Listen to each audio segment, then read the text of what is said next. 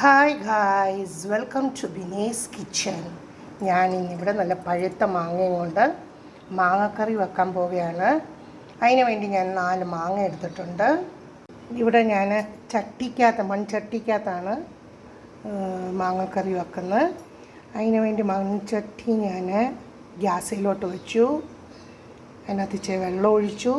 ഇനി മാങ്ങ ഇങ്ങനെ മുഴുവനോടെ അങ്ങ് ഇടുക. ഞാൻ ഇതൊന്ന് വേഗട്ടെ. ഇതിനകത്തോട്ട് തന്നെ ഞാൻ ഒരു 4 പച്ചമുളക് ഇട്ടു, പിന്നെ കുറച്ച് കരിയാപ്പില, കുറച്ച് മഞ്ഞൾപ്പൊടി. ഇനി ഇതൊന്ന് അടച്ചു വെച്ച് നമുക്ക് വേവിക്കാം. ഇതിനകത്ത് ഞാൻ കുറച്ച് ശർക്കര ചേർക്കുന്നുണ്ട്. നല്ല ടേസ്റ്റാണ്.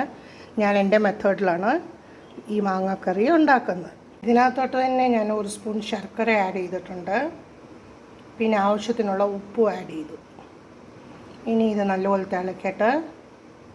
അടച്ചു വെച്ച് നമുക്കൊന്ന് വേവിക്കാം. ഇവിടെ ഞാൻ തേങ്ങ തിരുമ്മി വെച്ചു, ഒരു അരമുറി തേങ്ങ.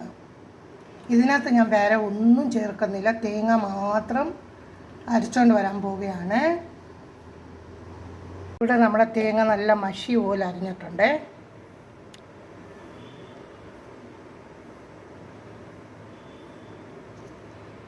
മാങ്ങയുടെ മേളത്തെ തൊലിയെല്ലാം ഞാൻ മാറ്റി അമ്മച്ചിനി അതിനകത്തോട്ട് അരച്ച് വെച്ച തേങ്ങ അങ്ങോട്ട് ആഡ് ചെയ്യുക.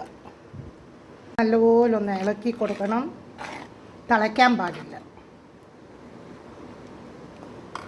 കടുക് വറുക്കാൻ 4 ഉലുവ, വരമുളക്, കരിയാപ്പില, ഇത് മാത്രമേ ചേർത്തിട്ടുള്ളൂ. അങ്ങനെ നമ്മുടെ മാങ്ങാക്കറി റെഡിയായിട്ടുണ്ട്. അടിപൊളിയാണ്.